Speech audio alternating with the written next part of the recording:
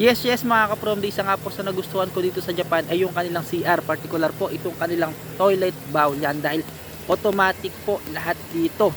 Ito po sa mga train station, sa mga mall, sa mga restaurant ay puro automatic po ang mga CR, kahit sa mga train stations, kahit sa mga nasa probinsya ka.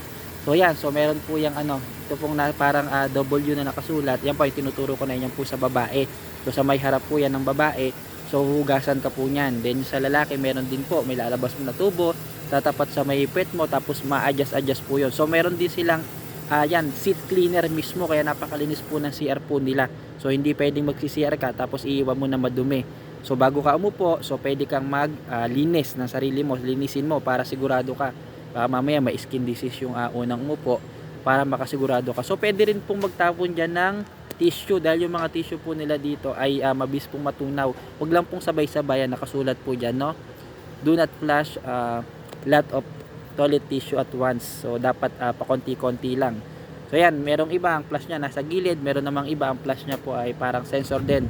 Tatapatan mo lang ng kamay. Meron iba, nandyan lang din sa may gilid niya ang flush niya. So pipindutin mo. Mahirapan ka nung nakaraan, puro Japanese nakasulat, di ko makita yung flush. Ilang minuto na ako sa loob ng CR. Medyo na-tense ako. So ito, ganito. So sensor lang, tatapatan mo lang yung kamay mo.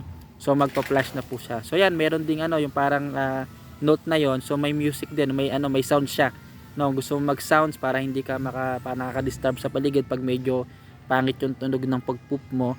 So yan, so may din, may plus and minus din po yan, no. Ibig sabihin, yung lakas po ng pressure po ng tubig, pwedeng bawasan, pwedeng dagdagan. So itong rectangle po na ito, yan po yung kanyang pinaka-stop. So yan sa babae, yan po tinuturo ko na yan, no. So yan po yung pipindutin mo. So hindi mo na kailangan gumamit ng kamay mo para mahugasan ka. So mag-tissue ka lang para tuyuin, no. So ganyan po kasarap mag-CR po dito sa Japan. Yan. So isa po sa nagustuhan po natin dito sa Japan. Yan. So ito.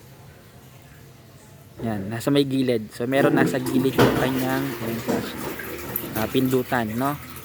So yung may sounds. Yan, tapos ito yung sa babae sa harap.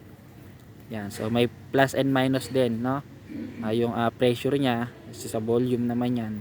Ito naman yung sa puwet mismo, no? So na-adjust yan mga ka-from dino. Na-adjust yan para maitapat mo sa puwet mo mismo, malibad do sa lakas ng pressure ng tubig.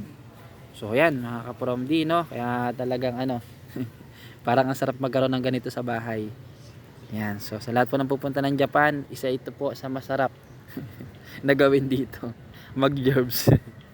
Yan, for Japan updates, so marami pa po tayong ipopost, hintay-hintay lang po kayo. Yan, maraming salamat po, bye bye.